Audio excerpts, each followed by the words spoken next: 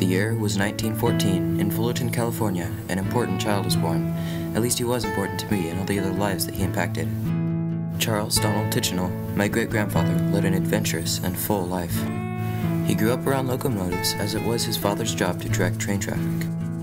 Because of that job, his family moved to a small Arizona town called Crown King. Eventually, they moved to Phoenix, where Charles grew up to work in the grocery business. He later met and married Betty Nelson, and they had 3 children. During this time, he bought his first grocery store and became a prominent figure in the grocery industry. All the while, and on his back time, Charles had grown to love and become accomplished at painting. I first met my great-grandfather at his 60th wedding anniversary party in Phoenix, Arizona.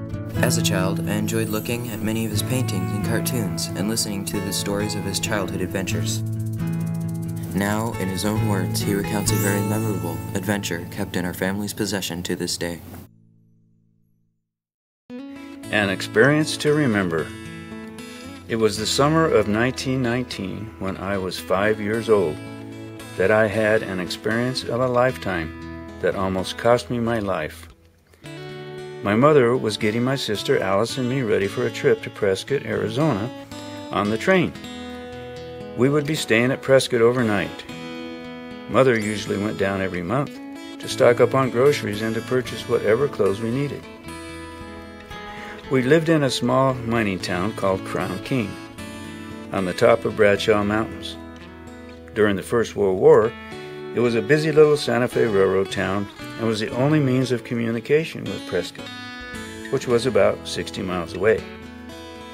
The Bradshaw Mountain was such a steep climb for the train that it had to use switchbacks to get up the mountain.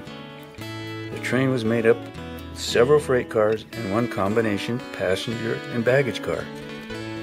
It would go forward a mile or so, then back up several miles, go forward again and back until the train got up the mountain.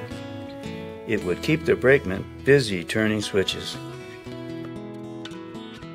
The train arrived that day around noon and would be ready to leave in about an hour. Alice and I were getting excited and couldn't wait to go down to Prescott.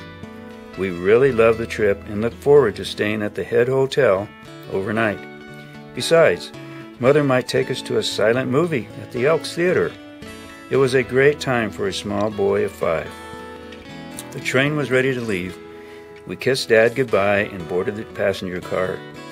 I got the seat next to the window so I could look out the window and watch the engine as it would go around the curves. There were several little towns to stop at before getting to Prescott, and I could watch things being loaded and unloaded. We got down the Bradshaw switchbacks in good time and was about ready to cross several bridges which had water running under them, as there had been a thunderstorm the day before. I looked out the window and watched the water as it rushed under the bridge. We were about ready to cross over another bridge. I could see it as I looked out the window. When the engine had crossed the bridge and reached the other side, there was a terrible sound as we were jerked back and thrown to the floor. I could see the engine and one car on the other side of the bridge. Looking down, I could see the middle box car at the bottom of the canyon broken in pieces. Everyone was yelling and crying, trying to get out of the car. The conductor, who had a desk in one end of the baggage car, tried to calm us down. There was a ranch house close by that had some horses and a wagon. The conductor got on one and rode to Bluebell, a small railroad station that had a telegraph operator. He wired a message to Prescott, where the railroad had a roundhouse, and asked them to have another passenger car, an engine, along with a wrecking crew sent out to the scene and bring the passengers on to Prescott. The ranch people also had a horse and wagon that they used to take us across the canyon on the wagon road. As we waited for the wrecking crew to pick us up and take us into Prescott, it seemed like forever. When we arrived in Prescott, the railroad agent had us go to the hospital and get checked over good for any broken bones. They also had Mother order a new pair of glasses. The railroad paid for our meals and hotel stay, which was almost a week before the bridge was repaired and we got back home to Crown King.